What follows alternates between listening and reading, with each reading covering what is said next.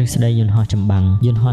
ខ្លះហោះទៅហើយគឺមិនដែលមានឱកាសក្នុងការហោះត្រឡប់មកវិញនោះទេភាគច្រើនគឺច្រើនតែរងការវាយប្រហារនិងបាញ់ទម្លាក់នៅក្នុងកំឡុងសង្គ្រាមលោកលើកទី2មានយន្តហោះមួយគ្រឿងបានហោះត្រឡប់មកវិញពោពេញទៅដោយស្នាមគ្រាប់កាំភ្លើងរុនគ្រាប់កាំភ្លើងភាគច្រើនគឺស្ថិតនៅលើស្លាបនិងដងខ្លួនរបស់វាហើយម៉ាស៊ីនគឺត្រូវគ្រាប់ចំនួនតិចតួចប៉ុណ្ណោះដូច្នេះវិស្វករក៏បានសម្រេចចិត្តពង្រឹងការជួសជុលទៅលើតំបន់ដែលមានការខូចខាតច្រើនប៉ុន្តែពេលនោះអ្នកស្ថិតិម្នាក់បានចូលមកអន្តរាគមន៍ហើយនិយាយថាអ្នកកំពុងគិតខុសហើយចំពោះការជួសជុលយន្តហោះទាំងនេះគឺជាយន្តហោះដែលបានរួចជីវិតហើយយន្តហោះដែលត្រូវបានគ្រាប់បាញ់ចំក្នុងម៉ាស៊ីនរបស់វាគឺវាមិនអាចត្រឡប់មកវិញបាននោះទេតំបន់ដែលគ្មានរន្ធក្រាមកំភ្លើងតាមពិតទៅគឺជាតំបន់ដ៏សំខាន់បំផុតព្រោះបើគេវាចំតំបន់នេះគឺស្មើនឹងស្លាប់ហើយនេះជារបៀបដែលមនុស្សយើងភាគច្រើនគឺរស់នៅក្នុងសង្គមបច្ចុប្បន្នយើងភាគច្រើនចូលចិត្តតែសិក្សាពីភាពជោគជ័យដែលបុគ្គលទាំងនោះតែងតែបង្ហាញវានៅលើបណ្ដាញសង្គមផ្សេងៗប៉ុន្តែ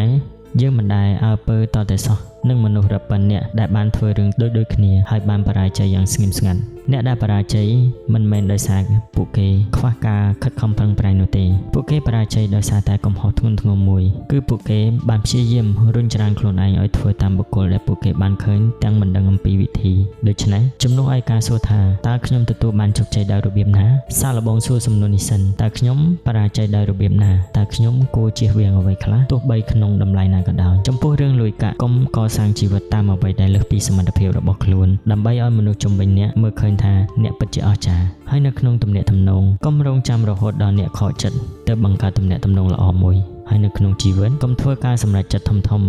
ដោយប្រើអារម្មណ៍ខឹងឬក៏អារម្មណ៍សប្បាយរីករាយខ្លាំងពេកបើកាលណាយើងសម្រេចចិត្តនៅក្នុងអារម្មណ៍បែបហ្នឹងគឺជាអារម្មណ៍ដែលមិនសុវត្ថិភាពតតែសោះដូច្នេះហើយនៅក្នុងរឿងនេះគឺបានអប់រំយើងឲ្យយើងចេះគិតពិចារណាឲ្យយើងរៀនរស់ដើរនៅក្នុងភាពជាផ្លូវរបស់ខ្លួនឯងយើងឃើញអ្នកដទៃជោគជ័យជាច្រើនប៉ុន្តែយើងមិនដឹងពីវិធីសាស្ត្រនៃការជោគជ័យរបស់គេទេដូច្នេះហើយយើងអាចហាត់រៀនតាមស្មារតីរបស់ពួកគេបានប៉ុន្តែយើងមិនមែនដើរតាមគេទាំងស្រុងនោះទេការដែលដើរតាមគេទាំងស្រុងគឺប្រៀបបីដូចជាដើរដោយឆោតល្ងង់ព្រោះថាគេមានវិធីរបស់គេមិនដែលប្រាប់វិធីពិតប្រាកដរបស់គេមកឲ្យយើងដឹងនោះទេយើងក៏មិនដឹងថាគេជួបប្រទះអ្វីនោះដែរ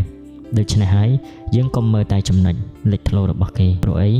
យើងមិនដឹងថាភាពដែលមិនលេចធ្លោរបស់គេនឹងវាស្ថិតនៅត្រង់ចំណុចណាខ្លះនោះទេយើងឃើញគេជោគជ័យយើងក៏សម្រេចចិត្តដើរតាមផ្លូវនឹងដើម្បីឲ្យខ្លួនឯងជោគជ័យដែរប៉ុន្តែអ្វីគឺផ្ទុយស្រឡះ